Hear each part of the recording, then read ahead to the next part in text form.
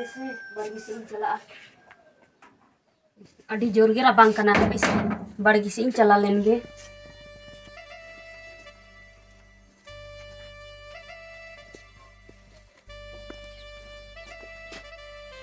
meet के सिंग कते उका से आं खेरे ना या निता दिन चारते लंग चला मीट खटे होड़ आर बयता है ना तो ना खाई छी नहीं ये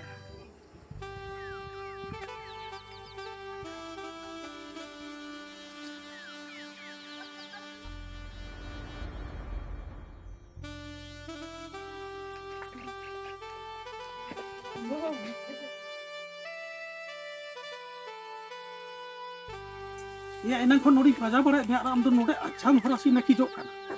या दे तिंगु को गया एला गोना खेत से को में सुस्ती रो kana नेतार दिन हो ना तो में आम दो चे खेत कोना हे ना जोबे ना और जम के दाम और बाबुल कहाने अचूर बड़ाई इन दो खेत खोना हे काते हाने तिना गोटा इन कामी केदा थारी बटिंग मजा के आ दाई आगु के आ ये ठीक गया अनि बेड़ा शुरू kana दिलंग चाड़ होतो में ना किसिंग में तम kan हे तो आम दो दिलांग लहा ताड़ो में इन दो ओड़ा को कुलु पटक कना और चला कना उनका तो चेत या दिलंग संगे संगे दिलंग चला आरो तायम लहा दिलंग नितो तो चला खाली आम दो एकाई के ढुको आम कना दिला ताम चला गिंग बतम kana से दिला दिला ताम में तो ताम के बाय ताड़ी कना बाय बाय ताम दे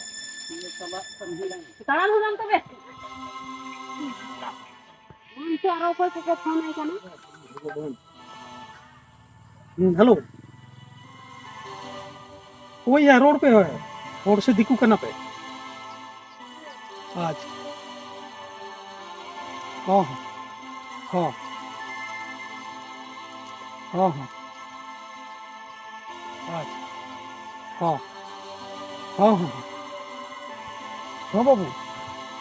हाँ OTP हाँ ऐसे थे नो ना OTP है एक हाँ हाँ ठीक है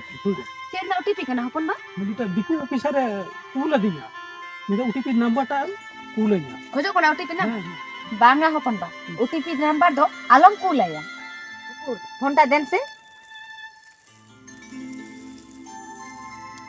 मां फोन में कटाओ का बांगा बेटी नीतो के तो लिंग गोल फोकेदा होय होय तो गलिंगल फोके नीतो के लिंग गोल फोकेदा आम हिजु सावते के तो OTP नंबर खोजिंग kan जेल में हपन बा ओटीपी नंबर दो जहां तहां एम दो बांग ठीक बा हपन बा नोआ ओटीपी नंबर खातिर आडी बाड़ी छो हुई दाड़े उकाल का बड़ी हुई बेटी उकाल का बड़ी हुई बा नोआ दो मिटी साइबर फ्रॉड कना कोनाया आ हपन बा तिहिन खुनी लाया बेन कना जहां जुदी अपरिचित हरे फोन आर ओटीपी नंबर खोयबे ना तो एकाला लो बेने मा चेदा से आबेना बैंक ना जहां टाका मेना ओना टाका को चाबा हो दाड़ेया चाबा जतो होय ओना गेसे बिटी आम हपन बा इना इन बुझाई या कथा गे बाय बुझाय जहाय माता है नंबर एमा कोय कोन बा हपन आयो बुझा के दाबेन तो जहां जुदी ओटीपी नंबर खोयबे ना तो ओटीपी नंबर दो आलोबेन एमाया नुई बुझाय में नुई लुतुर गे बांग हुड़े